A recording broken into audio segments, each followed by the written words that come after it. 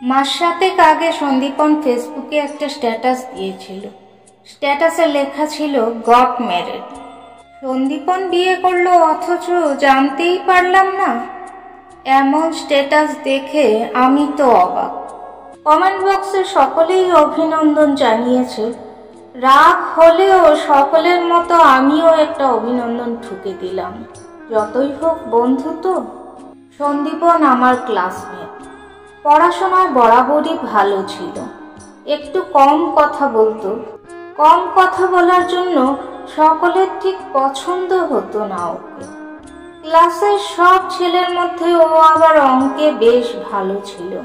সে কারণেই ক্লাসে ওর একটা আলাদা সুনাম। তার উপর ও ছিল হ্যান্ডসাম, যাকে বলে লেডি কিলার। কত মেয়ে যে প্রেমের প্রস্তাব দিয়েছে ওকে তার ঠিক নেই, তবে কোনো মেয়েকে পাত্তা দিত না। এই অহংকারী মনোভাবটা ওর মধ্যে ছিল বলেই মনে করতাম আমরা।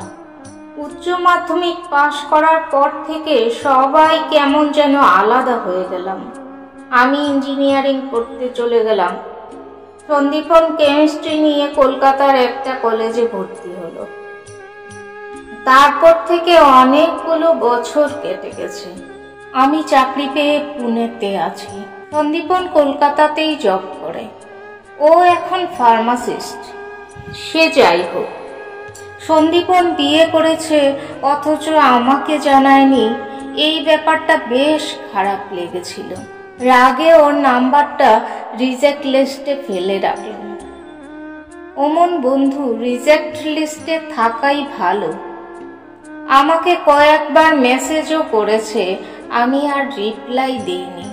মনে মনে ভাবলাম আমাকে নিমন্ত্রণ করেনি তো কি হয়েছে।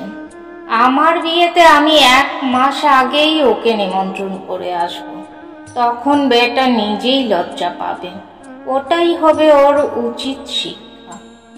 7 মাস পর ছুটি নিয়ে বাড়িতে এলাম, মানে পুনে থেকে কলকাতায়।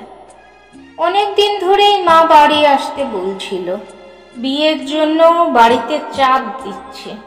একটি মেয়েকে মা পছন্দ করে রেখেছে, তাই আরো তাড়া দিচ্ছিল বাড়ি আসার জন্য। মা অবশ্য ছবি পাঠিয়েছিল। মেয়েটির আমার মামার বাড়ির কাছেই বাড়ি। বাড়িতে পা দেওয়ার সঙ্গে সঙ্গেই মা জানিয়ে দিল, শোন অভি, কাল পরশু করেই মেয়েটিকে দেখে আয়। আমি কথা দিয়েছি তুই বাড়ি আসলেই আমি তোকে পাঠাবো। ঠিক আছে, তুমি যখন বলছো তখন তো যেতেই হবে। তোমার বাপের বাড়ির দেশের মেয়ে, তাই দেরি করা আর যাবে না। ফাজলামি করিস না তো। কোনো কথা তুই সিরিয়াস ভাবে নিস না। বেশ বেশ, এবার থেকে সিরিয়াস ভাবেই নেব। তার আগে তুমি আজ দুপুরে চিকেনটা ভালো করে বানাও তো। কতদিন তোমার হাতে চিকেন খাই না।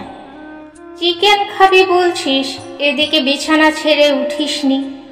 উঠে ফ্রেশ হয়ে বাজারে যা। একটু বেশি করেই চিকেন নিয়ে চলে আয় তাহলে।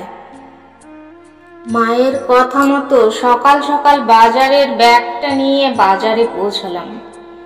চিকেন আর সামান্য কিছু সবজি কিনে নিয়ে বাজার থেকে বেরিয়ে আসব, হঠাৎ করেই সন্দীপনের সাথে দেখা। সন্দীপনও বাজারে এসেছে। ওর সঙ্গে আছে বছর 5-এর একটা বাচ্চা মেয়ে। আমি এড়িয়েই যাচ্ছিলাম। আমাকে দেখতে পেয়ে ও নিজেই হেসে বলল, আরে কবে এসেছিস? আমি একটু রাগ দেখিয়েই বললাম, কাল রাতে। বিয়ে করলি, নিমন্ত্রণ তো দূরের কথা, একটিবার জানালিও না। এই হচ্ছে বন্ধু সব। তাই এই বাচ্চাটা কে? আমার মেয়ে। মানে? হ্যাঁ, আমার মেয়ে। মেয়ে বলতেই আমি তো অবাক। বাচ্চাটির দিকে তাকিয়ে জিজ্ঞেস করলাম, তোমার নাম কি? পূর্বাশা দত্ত। তোমার বাবার নাম? সন্দীপন দত্ত। সন্দীপন দত্ত শুনেই আমি সন্দীপনের মুখের দিকে তাকিয়ে আছি। আমার এই অবাক হওয়া দেখে সন্দীপন বলল, অবাক হওয়ার কিছু নেই। আমি যাকে বিয়ে করেছি তুইও তাকে চিনিস। আমাদের ক্লাসের সব থেকে শান্ত মেয়েটিকে মনে আছে? কে? পূরবী? হ্যাঁ। আরে ওর তো 2 বছর আগে ডিভোর্স হয়ে গিয়েছিল না? শুনেছি শ্বশুর বাড়িতে খুব অত্যাচার করতো ওর ওপর। একটা বাচ্চাও তো আছে শুনেছিলাম। এই যে আমার সেই ছোট্ট পরী, আমি পূরবীকে বিয়ে করেছি।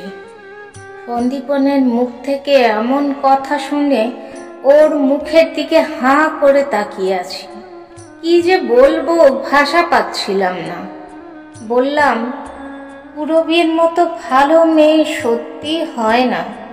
আমাদের ব্যাচে পূরবী সবচেয়ে শান্ত মেয়ে। সবার সাথে হেসে কথা বলতো, কত হাসি খুশি। অথচ ওর কপালে এমন হবে ভাবিনি। সেটা অতীত। তবে তুই খুব ভালো কাজ করেছিস রে। আমার কথা শুনে একটু আবেগপ্রবণ হয়ে সন্দীপন বলতে লাগলো, জানিস অভিনব, প্রথমে কিছুতেই রাজি হতে চায়নি পূরবী। ও বলল, তোর মতো একজন ভালো ছেলে আমাকে বিয়ে করে তোর জীবনটাই নষ্ট হবে। আমি ওকে বলেছিলাম, তোর মতো একটা ভালো মেয়ের জীবন আমিও নষ্ট হতে দিতে পারি না। সব দ্বিতীয় পুরুষ খারাপ হয় না, ভরসা করতে পারিস। আমি পূরবীকে মনে মনে ভালোবাসতাম, কিন্তু মুখ ফুটে কখনো বলতে পারিনি ওকে। আমি কম কথা বলতাম বলে তোরা আমাকে খারাপ ভাবতিস আমার অহংকার। কিন্তু আমি অমনটাই ছিলাম তখন। আজ সত্যি খুব আনন্দে আছি পূরবী আর আমার পরীকে নিয়ে। বাড়িতে আয় একদিন, অনেক কথা হবে। তোকে তো আর কল করেও পাওয়া যায় না। নাম্বার চেঞ্জ করেছিস নাকি? কথাগুলো শুনে অন্তরের অপরিসীম ভালোবাসায় মাথা নত হয়ে গেল সন্দীপনের কাছে। সত্যি এক অন্যরকম ভালো লাগা কাজ করছে।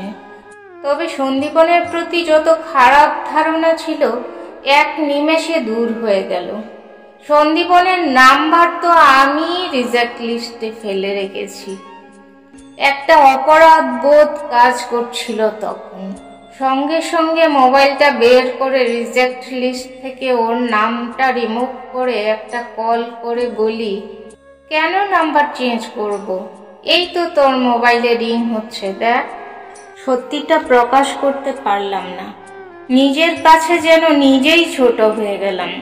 সন্দীপন পকেট থেকে মোবাইলটা বের করে মিসড কলটা দেখে বলল, ও সত্যি তো, কি জানি, আমি তোকে কল করে তখন পাইনি। সে যাই হোক, বাড়িতে আসিস, পূরবীও খুব খুশি হবে। আসি রে অভিনব। কথাগুলো বলে মেয়ের হাত ধরে এগিয়ে চলল সন্দীপন। আমি তাকিয়ে আছি তখনও। দেখতে পাচ্ছি একটু এগিয়ে গিয়ে মেয়েকে কোলে তুলে নিয়ে হাঁটছে। মেয়েটিও গলা জড়িয়ে ধরে পেছনের দিকে তাকিয়ে আছে। দূর থেকে আমরা কত কি ভেবে নিই। নিজের মনের মতো করে একটা গল্প তৈরি করেও ফেলি। অথচ সত্যিটা কি সেটা জানার জন্য আগ্রহ দেখাই না। অপরাধ বোধের আগুনে নিজেই যেন দগ্ধ হচ্ছিলাম।